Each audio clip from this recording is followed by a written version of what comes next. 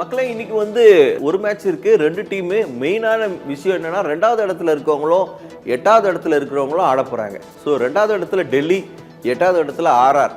ஆர்ஆரை நம்ம எப்படி என்ன நிறைய பேசிட்டோம் ஆர்ஆர் பத்தி. டெல்லி செம்ம ஃபார்ம். ஸோ டெல்லி வந்து செம்ம பேட்டிங் ஆர்டரு, செம்ம போலிங் எல்லாமே இருக்கு. ஸோ வந்து ஆர்ஆர் இன்னைக்கு வந்து சான்ஸை மிஸ் பண்ணிட்டாங்கன்னா அவங்களும் வந்து பிளே ஆஃபுக்கு ஒரு பெரிய டேஞ்சர் ஜோனில் இருக்கிறாங்க. ஸோ இன்றைக்கி மேட்ச் டெல்லியில் நடக்குது. டெல்லி கிரவுண்டை பற்றி உங்களுக்கு சொல்லவே தேவையில்லை. ஸோ ரொம்ப பொட்டி கிரவுண்டு, நிறைய ரன்ஸ்க்கு வாய்ப்பு இருக்குது. ஸோ அதை தாண்டி ரொம்ப முக்கியமானது சின்ன கிரவுண்டு அப்படிங்கிறனால நிறையா நீங்கள் வந்து அவசரப்பட்டு பேட்டிங்கை மிஸ் பண்ணிட்டீங்க அப்படின்னு சொன்னால் சான்ஸ் வந்து மற்ற டீமுக்கு போயிடும். எவ்வளோ ரன் வேணால் சேஸ் பண்ணக்கூடிய கிரவுண்டு, பேட்டிங் பிச்சு. ஸோ என்ன நடக்கிறதுக்கு வாய்ப்பு இருக்குது லிவி இன்னைக்கு மேட்சஸ்? ஸோ கண்டிப்பாக இன்னைக்கு எனக்கு தெரிஞ்சு யார் டாஸ் வின் பண்ணாலுமே ஃபஸ்ட்டு போலிங் எடுக்க தான் வாய்ப்பு இருக்குது. ஏன்னா கொஞ்சம் டியூ ஃபேக்டர் இருக்கிறனால, ஸோ மேபி ஃபஸ்ட் இன்னிங்ஸ்க்கு அப்புறம் கொஞ்சம் டியூ ஃபேக்டர் இருக்கிறனால பேட்டிங் கொஞ்சம் ஈஸியாக இருக்கும் அப்படின்றனால அவங்க கண்டிப்பாக டாஸ் ஜெயிச்சு இது ஃபஸ்ட்டு பேட்டிங் போனாங்க அப்படின்னா கொஞ்சம் பெரிய ஸ்கோர் எக்ஸ்பெக்ட் பண்ண வேண்டியது இருக்குது. ஏன்னா லாஸ்ட் மேட்ச் அங்கே அருண் ஜெட்லியில் நடந்த மேட்ச் பார்த்தீங்கன்னா மும்பை இந்தியன்ஸ்க்கும் டெல்லிக்கும். ஸோ மும்பை இந்தியன்ஸ் 200க்கு மேலே அடித்தாங்க. ஸோ பட் கேகேஆரில் வெறும் புதுசாக அவங்க இறக்குன கருண் நாயரை தவிர வேறு யாருமே அவங்க டீமை காப்பாற்றலை. ஸோ அது வந்து கொஞ்சம் யோசிக்க வேண்டிய ஒரு விஷயம். ஏன்னா அங்கே இருக்கிற அந்த ஃப்ரேசர் அவரெல்லாம் பார்த்தீங்கன்னா இன்னும் ஆடவே ஸ்டார்ட் பண்ணல. ஸோ அவங்களோட நம்ம பிளேயிங் லெவன் பார்க்கும்போது பார்க்கலாம். ஸோ இந்த மாதிரி டெல்லி வந்து தொடர்ந்து வின் பண்ணிட்டு ஒரு லாஸ் பார்த்துருக்காங்க. ஸோ அந்த லாஸ்ட் மேட்ச் கண்டிப்பாக அவங்களுக்கு ஒரு பெரிய பாதிப்பாக இருக்கும். இன்னைக்கு அதோட விளைவு என்னவா இருக்க போதுன்னு தான் நம்ம பார்க்க வேண்டியது. ஏன்னா ஒரு பெரிய ஸ்கோர் அவங்க ரெகுலராக அடிச்சுட்டு இருக்காங்க. ஸோ அதனால இன்னைக்கு அதுவும் ஆர்ஆர்ல நம்ம எப்பவுமே சொல்ற மாதிரி போலிங் பெரிய லெவலில் இல்லாதனால ஜோஃப்ரா ஆர்ச்சர் மட்டும்தான் எனக்கு தெரிஞ்சு கொஞ்சம் ஃபார்ம்ல இருக்காரு.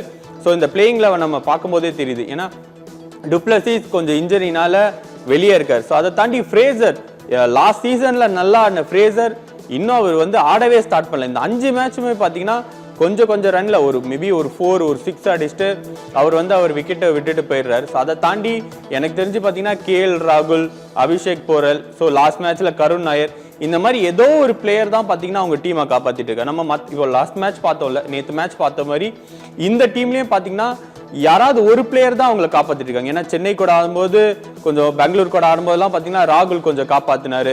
ஸோ ஃபர்ஸ்ட் மேட்ச்ல அஷ்டோக் சர்மா காப்பாற்றினாரு, லாஸ்ட் மேட்ச்ல கருண் நாயர் கொஞ்சம் காப்பாற்றினார். இந்த மாதிரி ஒரு பிளேயர் காப்பாத்திட்டு இருக்காங்க. ஸோ மற்ற யாருமே அந்த ஒரு மேட்சுக்கு களத்தில் ஓவராலாக டீமாக பெர்ஃபார்மே பண்ணலன்றது டெல்லியோட ஒரு மைனஸாக நம்ம பார்க்க வேண்டியது இருக்கு. ஸோ டெல்லியோடைய பேட்டிங் ஆர்டரில் ஸோ ஒருவேளை டுப்ளசிஸ் மாதிரி ஒரு நல்ல சீனியர் பிளேயர் இல்லை அப்படிங்கிற ஒரு மைனஸ் இருந்தாலும் ஸோ நிறைய யங் பிளேயர் வச்சுருக்காங்க. அபிஷேக் போரெல்லாம் ஃபியூச்சர் இந்தியா அப்படின்னு பேசிகிட்டு இருக்காங்க. ஸோ அதே மாதிரி வந்து அக்ஷர் பட்டேல் ஸ்ட்ராங்கான ஒரு கேப்டனாக, அவர் கேப்டன்ஷிப்பில் பெருசாக மாற்றங்கள் இல்லைனாலும் டீம் நல்லா பெர்ஃபார்ம் பண்ணுது. அதனால் அவங்க வந்து டாப் லிஸ்ட்டில் இருக்கிறாங்க. ஸோ அஷ்டோக் சர்மா நல்ல ஒரு ஃபினிஷராக அவங்க டீமுக்கு இருக்கிறாங்க. ஸோ அதனால் பேட்டிங்கில் வந்து எனக்கு ஒரு பெரிய கேள்வி இல்லை. ஸோ போலிங் பார்த்தீங்கன்னா குல்தீப் தலைமையில் சூப்பராக இருக்குது. ஃபாஸ்ட் போலிங்க்கு மிச்சல் ஸ்டார்க்கு கலக்கிறாரு. அதை விட சூப்பராக விப்ரோஜ் நிகம் சூப்பராக போலிங் போடுறாரு. சொல்லவே வேணாம் Mohit Sharma. So bowling department ரொம்ப ஸ்ட்ராங்காக இருக்குது. நடராஜனுக்கு வாய்ப்பே இல்லை. எல்லாருடைய கேள்வி அதுதான், நடராஜனுக்கு வாய்ப்பு இருக்குமா இல்லையா அப்படின்னு. வேறு பிச்சில் வேணால் நடராஜனுக்கு வாய்ப்பு இருந்தாலும் டெல்லி பிச்சில் ஒரு பேட்டிங் பிச்சில் ஸோ ஒரு ரெண்டு லெஃப்ட் ஆர்ம் பிளேயர் விளையாட வைக்க முடியுமா அப்படிங்கிறது தெரியல. நீங்கள் நினைக்கிறீங்க? ஸோ கண்டிப்பாக எனக்கு தெரிஞ்சு நட்ராஜனுக்கு வாய்ப்பு ரொம்ப கம்மி தான். ஏன்னா அவங்கள போலிங் டிபார்ட்மெண்ட் நல்லா ஸ்ட்ராங்காக அந்த ஒரு 5 போலர் நல்லா கன்னு மாதிரி வச்சுருக்காங்க. ஏன்னா மிச்சல் ஸ்டார்க் ஓப்பனிங் ஸ்பெல் நல்லா போட்டு ஒரு 1-2 விக்கெட்டை வந்து ரெகுலராக எடுத்துடுறாரு. ஸோ அதை தாண்டி பார்த்தீங்கன்னா முகேஷ் குமார் இருக்கார். ஸோ முகேஷ் குமாரை வந்து கரெக்டாக வந்து நல்லா லென்த்து போட்டு அவர் கொஞ்சம் பேட்ஸ்மேனை திணற வைக்கிற மாதிரி இருக்குது. அதுவும் நம்ம டெல்லி பிச்சில் பார்க்கும்போது முகேஷ் குமாரோட போலிங் பார்த்தீங்கன்னா ரொம்ப சூப்பராக இருக்குது. ஸோ அந்த ஹார்ட் லென்த் வந்து கரெக்டாக அடிக்கிறார். ஸோ இவங்க மோஹித் சர்மாவும் முகேஷ் குமாரும் பார்த்தீங்கன்னா 2 பேரும் நல்லா ஹார்ட் லென்த் போட்டு அந்த மிடில் ஓவர்ஸ் ஃபுல்லாகவே பார்த்தீங்கன்னா நல்லாவே டெல்லிக்கு வந்து காப்பாற்றிட்டு இருக்காங்க.